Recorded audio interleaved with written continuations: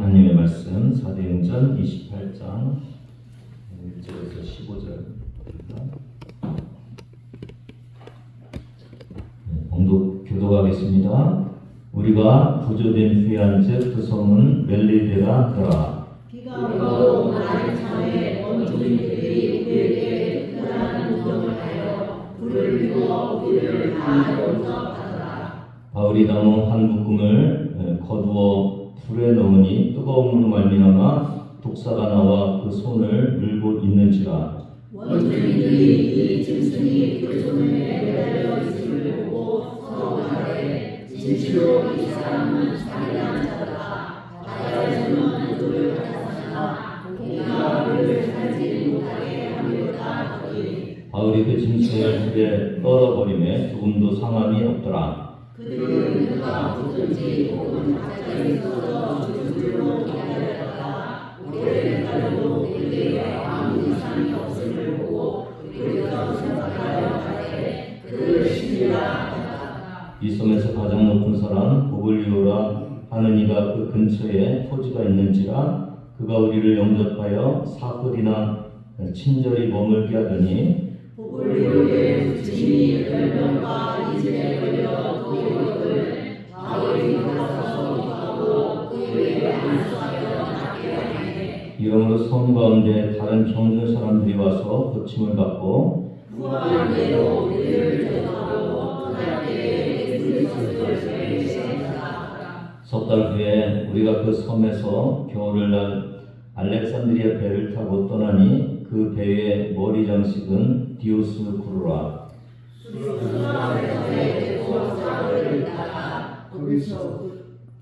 거기서 둘러 가서 레기온에 이르러 하루를 지낸 후 남풍이 일어나므로 이튿날 보디올에 이르러 거기서 그들을 만나 그들의 조심하다가 이를 향해 보내니라.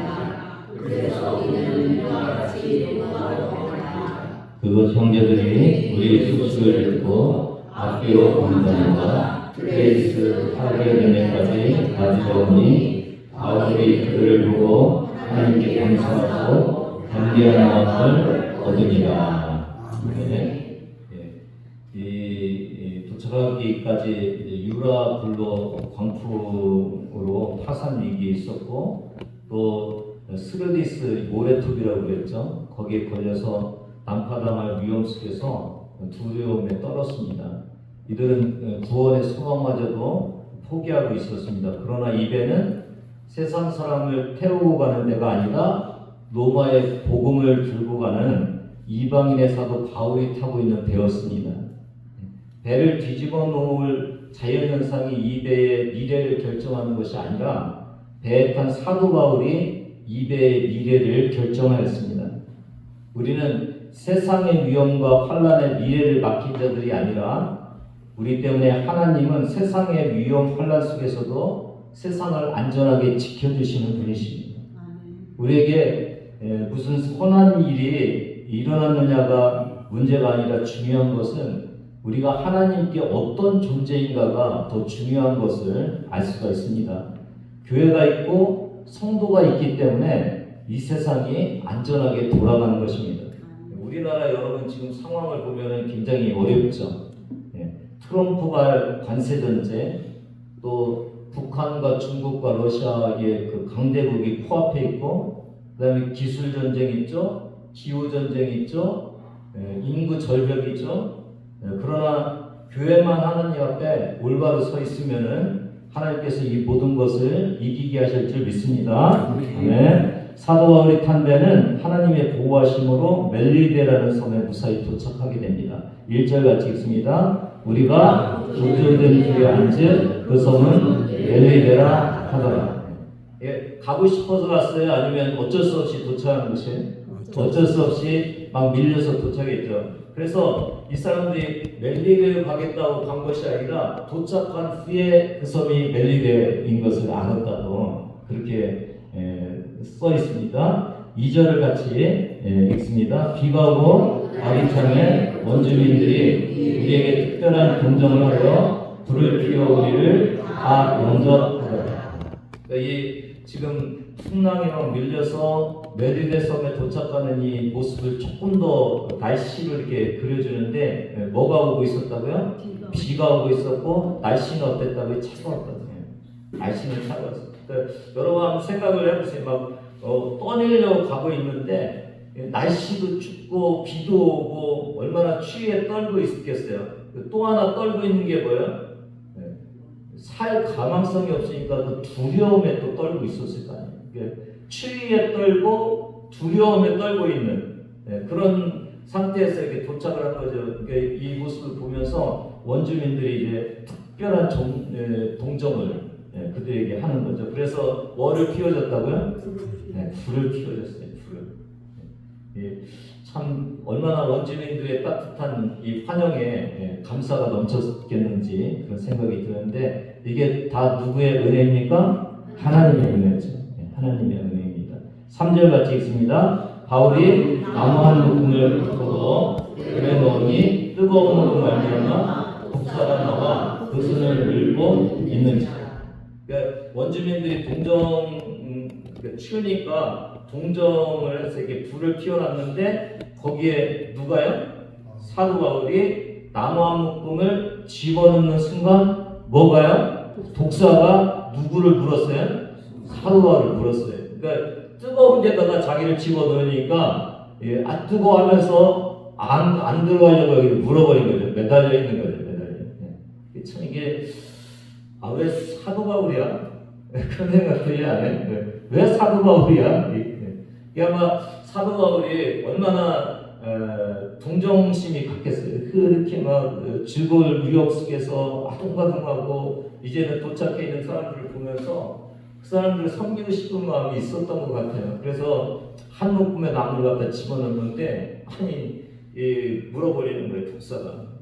하나님이 지켜주셔야 되는 거 아니에요?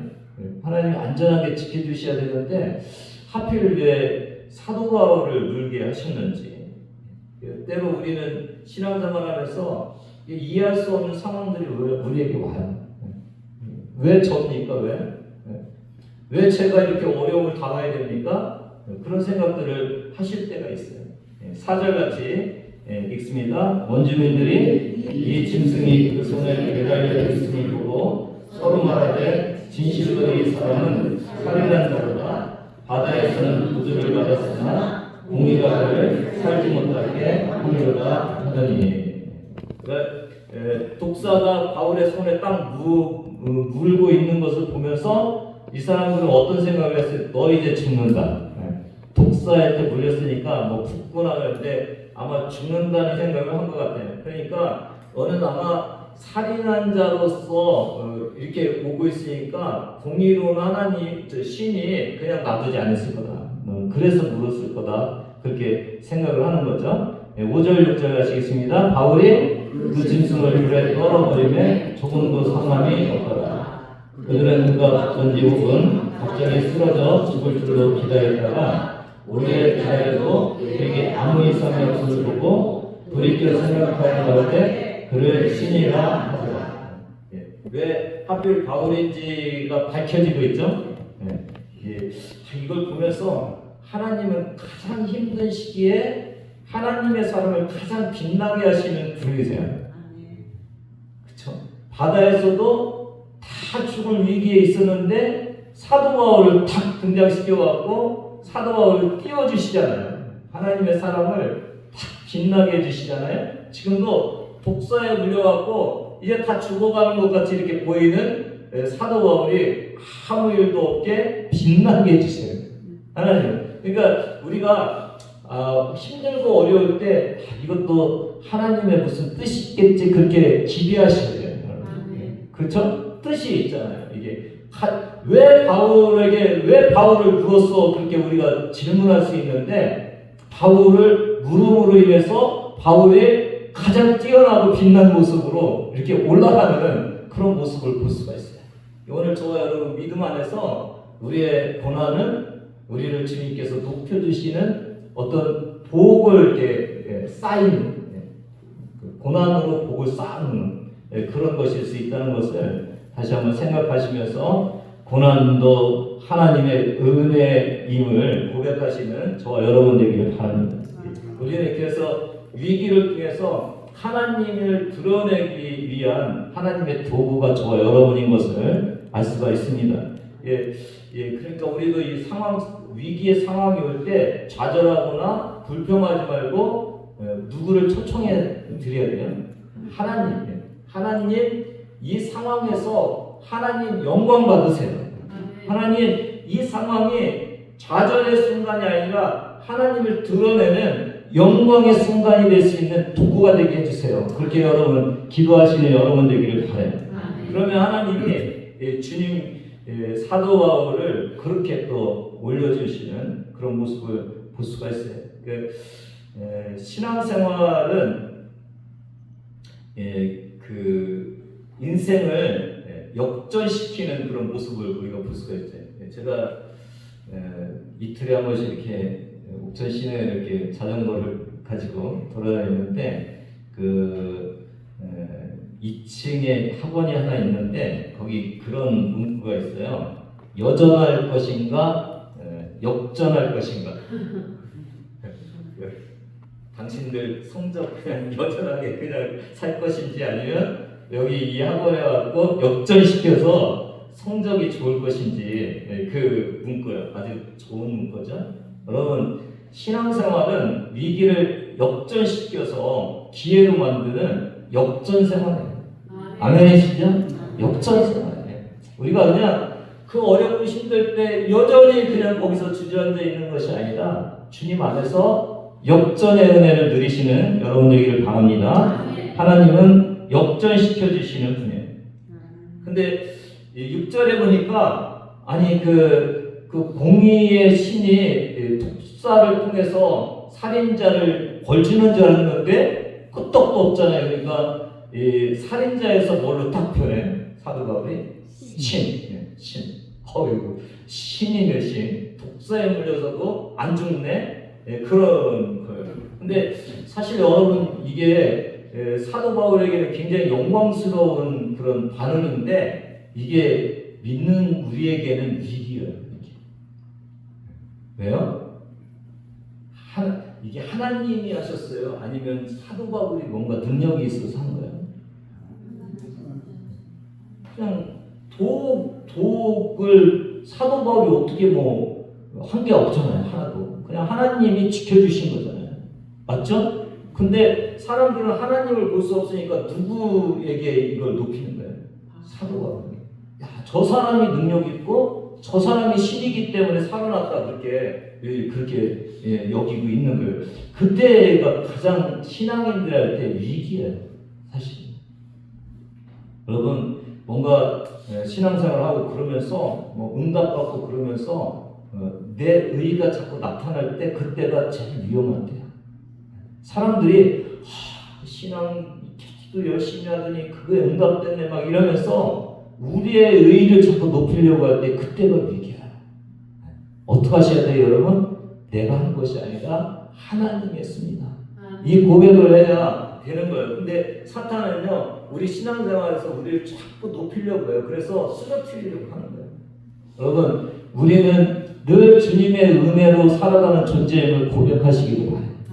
다른 사람들이 우리의 신앙을 가지고 막 높이려고 하면은 그것이 아니라 하나님께서 하셨다고 하나님께 영광 돌리는 그 삶을 살 때 그게 우리가 가장 안전하고 하나님이 우리를 사용하시는 그 은혜 속에 머무는 것임을 다시 한번 기억하시는 여러분 되기를 바랍니다.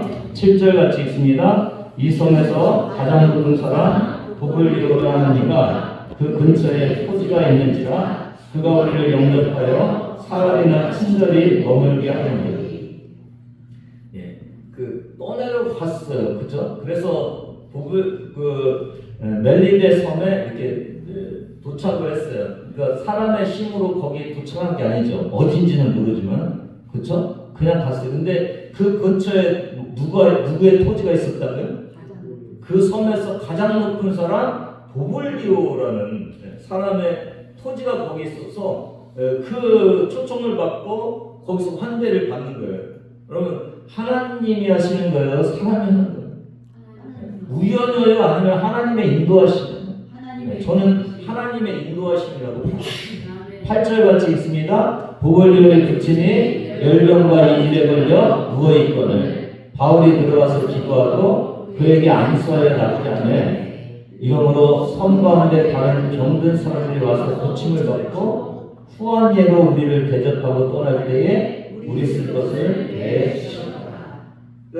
우리가 이 사람이 이제 그냥 구조되는 그런 것이 아님을 우리가 알 수가 있어요. 여러분 시각을 우리가 이렇게 봐야 되는데 이 배가 지금 풍랑에 의해서 구조돼서 사람들이 살렸잖아요. 우리가 그 눈으로 보면 안 되는 것을 오늘 이 모습을 보면 알 수가 있는데 거기에 누구 근처로 이 배를 몰아가신 거예요? 하나님이요? 이 가장 높은 사람 보굴. 근데 하나님이 뭘 보고 계시냐면 이 사람의 부친이 병이 있는 것을 알고 계시는 거예요. 그래서 이 부친을 통해서 하나님의 능력이 나타나기를 하나님께서 원하시는 거예요. 그렇죠? 이게 무슨 뜻이에요? 이게 무슨 뜻이에요? 사도 바울이 그 섬에 갔어요. 근데 왜 하나님이 드러나고 하나님의 능력으로 고침을 받아야 돼요? 목적이 뭐예요? 목적이? 네, 그렇죠. 하나님을 드러내고 하나님을 알려서 하나님 안에서 살아야 됨을 깨닫게 해주려는 거잖아요. 근데 가장 효과적인 방법이 뭐겠어요?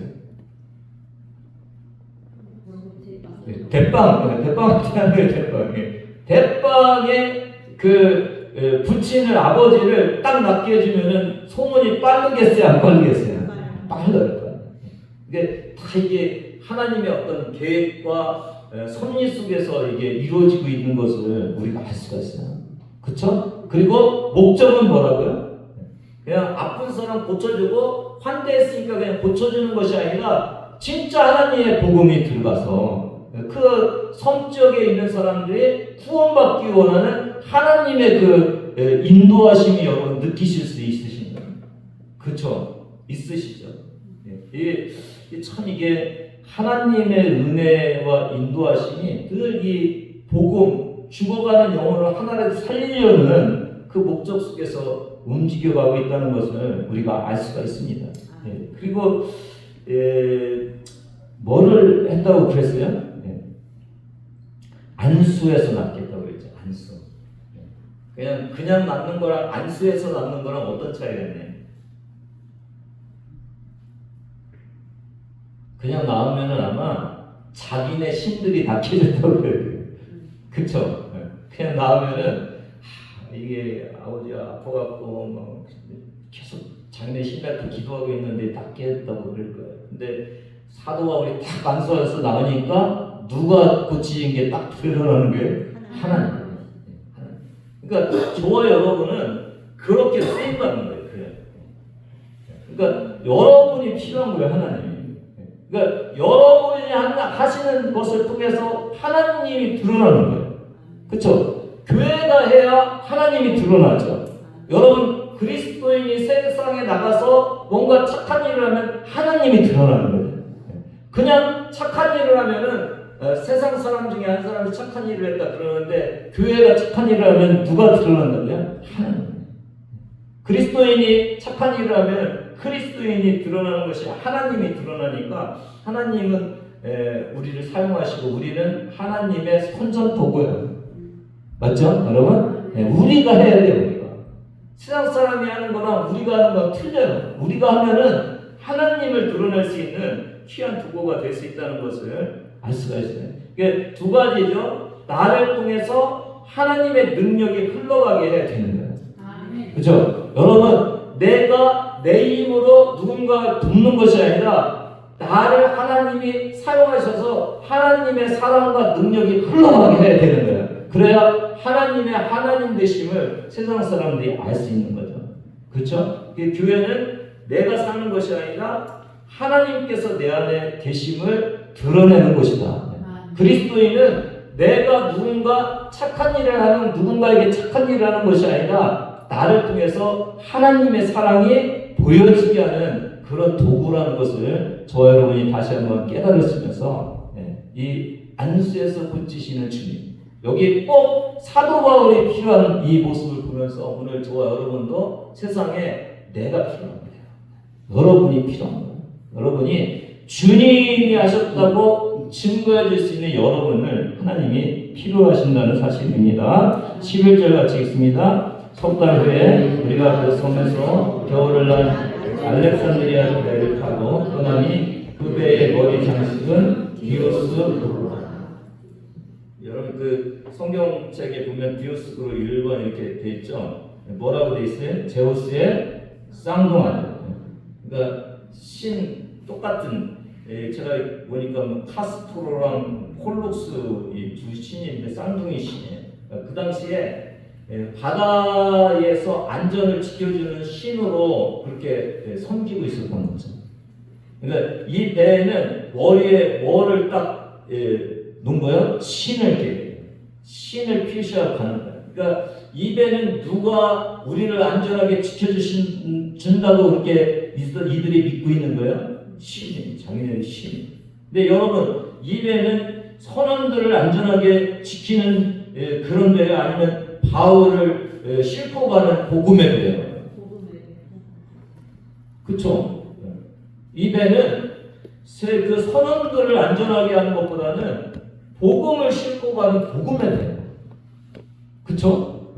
우리가 이 복음의 배이기 때문에 하나님이 지켜주시는 배지, 그냥 선원들을 위한 어떤 신으로서 지킴받는 게 아닌 거예요. 이게 굉장히 중요하다고 생각이 들어요.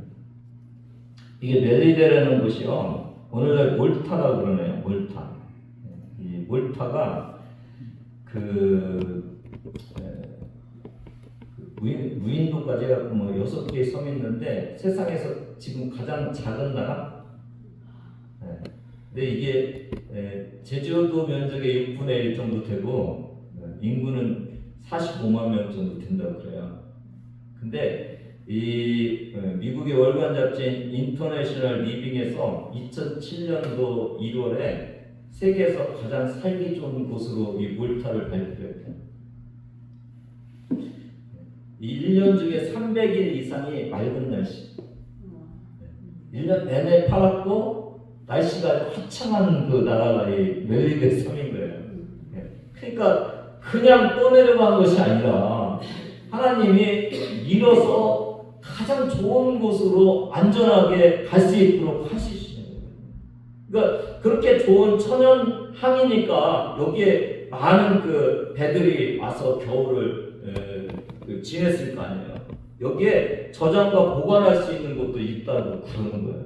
하나님이 그냥 살려고 어떻게 바둥바둥하다가 딱 도착했는데 거기가 진짜 겨울을 보내기 좋은 곳.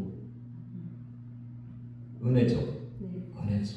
그러니까 하나님이 이 배는 그래서 사도 바울을 태우고 가는 배예요. 복음의 배예요. 하나님이 안전하게 가장 좋은 곳을 이끄시는 배예요. 맞죠, 여러분? 그 배예요, 그 배. 그래서 사도 바울이 거기서 겨울을 잘 지냈을 거예요. 하나님의 은혜. 그러니까 우연이 아니에요, 우연. 신앙생활은 그냥 행운이 아니에요.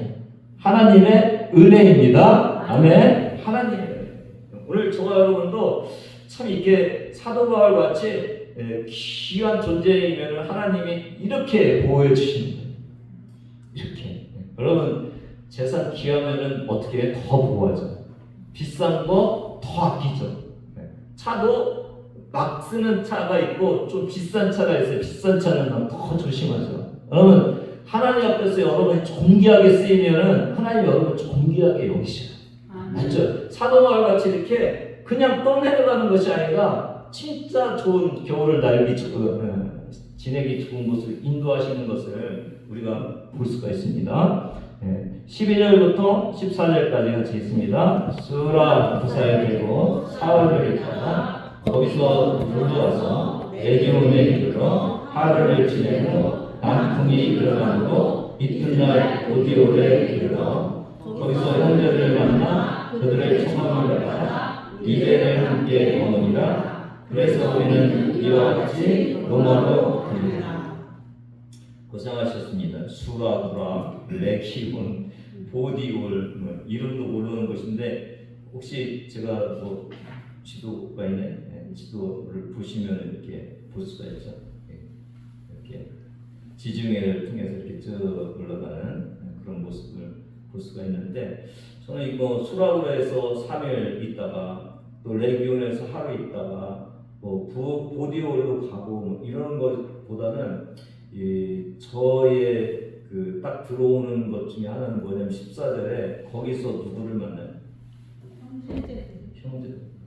형제라는 뜻이 뭐예요? 예수 믿는 사람. 예수 믿는 사람. 그러니까 이게 보면 보디올이 이제 육지잖아요, 육지에 딱 도착하니까 거기에 예수 믿는 사람들이 바울을 찾아와서 만나는 거야. 이 형제들. 이걸 보면서 사도 바울이 대단한 사람이잖아요. 그렇죠? 그 당시에 사도 바울만한 그 인물이 없잖아요, 신앙으로. 근데 그 여기 뭐라고 돼 있냐면 그 형제들을 만나는 거예요. 형제들이 와서 환영해 주는 거예요. 그러니까 교회가 성도가 하는 일이 어떤 사람을 환영해 주는 일이 굉장히 중요하다는 것을 오늘 알 수가 있어요. 사도 바울이 얼마나 지치고 힘들고 죄수의 몸으로 지금 로마로 가고 있어요. 근데 누가요? 환영하는 사람들이 있는 거예요. 환영. 누가요? 형제들이 와서 교회가 와서 사도 바울을 환영해 주고 있는 거예요. 15절도 보니까 한번 같이 읽습니다. 시작. 그곳 형제들이 우리 소식을 듣고 아비오 광장과 트레이스 하베르네까지 맞으러 오니 바울이 그들을 보고 하나님께 감사하고 담대한 마음을 얻으니라. 그러니까 여기 또 형제들이 두 곳에 또 맞으러 온 거예요. 두 곳에.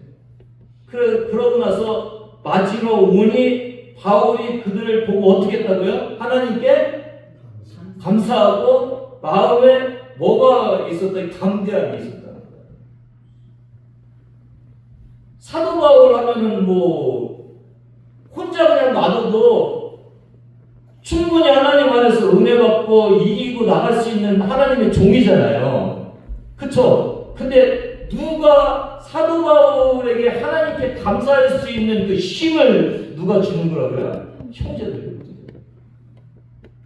형제들 때문에 담대함을 얻고 하나님께 감사함을 드렸다는 거예요. 그러니까 저와 여러분이 어떤 존재인지를 아셔야 돼요. 여러분, 아이고 주의 종은 그냥 우리가 그냥 복이나 받고 그러는 존재가 아니라 여러분 한 사람 한 사람이 주의 종을 힘있게 할 수 있고 다른 사람을 힘있게 할 수 있는 존귀한 자들이에요. 여러분 스스로를 여러분이 그냥 아무것도 아닌 존재로 그렇게 여기시면 안 되고 여러분을 하나님이 사용해 주셔서 이 형제들 때문에 누가 하나님께 감사하고 담대한 마음을 얻었다고요? 사도가. 그러니까 여러분의 한마디의 기도가 여러분의 한마디의 언어가 다른 사람을 살리고 일으키고 힘을 주는 거예요. 대단하죠, 여러분? 그런 존재예요. 그런 존재. 그러니까 로마 교회가 사도 바울을 감동시키는 역할을 감당하는 거예요. 우리 교회도 믿음의 사람들에게 힘을 주고 용기를 주는 그런 교회예요. 여러분이요, 그냥 존재들이 아니라 미약해 보이지만 내 언어 하나를 통해서 누군가가 힘을 얻을 수 있어요. 그렇죠? 그래서 저와 여러분은 이렇게 누군가 돌아보고 연락해주고 위로해줄 수 있는 누군가를 찾으셔야 돼요. 왜? 주님이 여러분을 사용하시는 거예요. 여러분의 언어를 통해서 여러분의 관심을 통해서 누군가가 하나님께 감사하고 돌아올 수 있다는 것을 저와 여러분이 다시 한번 기억하시면 여러분 되기를 바라요. 고난이 있는 형제자매, 어려운 환경에 있는 그런 분들, 여러분이 한마디 그 따뜻한 언어로 가서 이야기해주고 위로해주고 안부를 묻고 하는 것이 그 사람을 살리는 거예요. 사도 바울도 힘을 얻었는데 얼마나 저와 여러분이 귀한 존재이고 하나님의 쓰임받는 존재인지를 오늘 알 수가 있어요. 근데 마중 나온 장소가 어디라고요? 아피오 광장과 트레이스 타베르네. 트레이스 타베르네. 제가 이렇게 보니까 이게 보디오리에서 이렇게 육지로 왔잖아요. 그 다음에 아피오 광장, 트레이스 타베르네, 그 다음에 로마. 쉽게 얘기하면은 부산에서 서울 가는 거기 이제 대전 하나 있고 천안 하나 있고 근데 대전 이 앞 보디올에도 사람들이 와서 만나주고 또 어디까지 온 거예요? 또 대전에도까지 데려오고 그다음에 천안 갔는데 또 만난 거예요, 형제들. 뜨거운 환영을 받고 있는 그런 모습을 볼 수가 있어요. 그러니까 이게 아마도 맞으러 오니 그러는 거 보니까 그 위에 로마 쪽에서 이렇게 와서 뜨겁게 사도 바울을 환영해주고 있는 그런 모습을 볼 수가 있어요. 근데 여러분 이 아피오 광장과 타베르네, 이 트레이스 타베르네라는 이 곳이 어떤 곳이냐면 그 아피아 도로, 그 로마의 그 아피아 도로라는 그 도로가 있는데 이 도로에 이때 두 개가 다 이게 이 도로가 세계 역사상 첫 번째 포장된 도로예요. 고속도로예요, 고속도로. 그 당시에 포장해 놓은 고속도로. 여기는 왜 이렇게 포장을 해놓고 했냐면은 군사 보급품을 빨리 나누기 위해서. 근데 여러분 생각해 보세요. 그 로마는 군사 보급품을 빨리 나누기 위해서 이 길을 뚫어놨는데 하나님은 이 길을 통해서 누구를 이렇게 나누고 있어요? 사도 바울을 가잖아요. 주님은 이 길을 통해서 복음을 나누고 계셔요. 그러니까 이 아피오 광장하고 트레이스 타베르네는 이렇게 찾아보니까 이 아피오 광장은 도로변 시장 겸 숙박지, 그리고 이 트레이스 타베르네는 라틴어로 세계의 가게 또는 여관. 그죠? 그러니까 오늘날로 말하면 뭐예요? 대전 휴게소 큰 도로에 이제 그런 거죠. 가면서 거기서 쉬고 자고 할 수 있는 그런 곳이에요. 그래서 이 아피오 광장은 그 어떤 시에 의하면 아피오 광장은 나쁜 물, 거친 뱃사공, 욕심 많은 상인들로 시끄럽다. 그러니까 배에서 내려가고 이렇게 오는데 거기 이제 숙박하고 막 그러는 휴게소, 뭐 숙박소, 호텔 그런 곳이고요.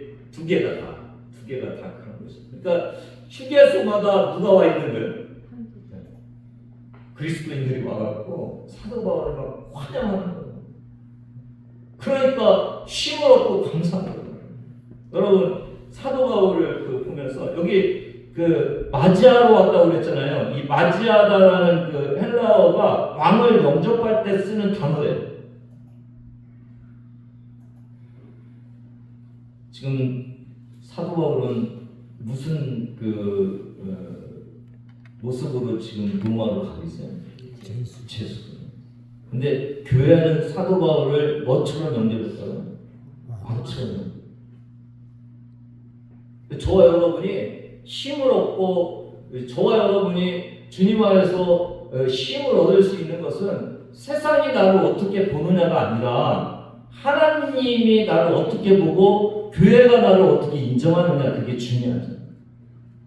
만약에 저와 여러분이 세상이 나를 어떻게 보느냐에 따라서 움직이면은 세상이 나를 잘 보이게 하기 위해서 내가 살아가죠.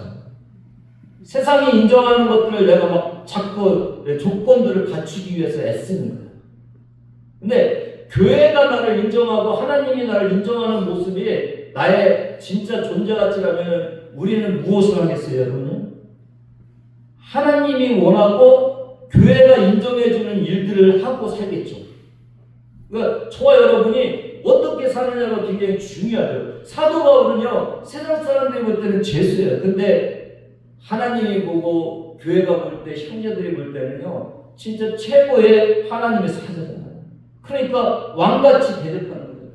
왕같은 제사장으로서 그렇게 뭐 이곳 저곳에 계속 형제들이 와갖고 뜨거운 환영을 해주고 있는 그런 모습을 볼 수가 있어요. 사랑하는 여러분은 세상이 여러분을 어떤 존재로 보는 걸 관심이 가지십니까? 아니면 하나님은 나를 어떤 존재로 보시고 교회에서 나는 어떤 존재인지를 여러분 더 생각하시나요?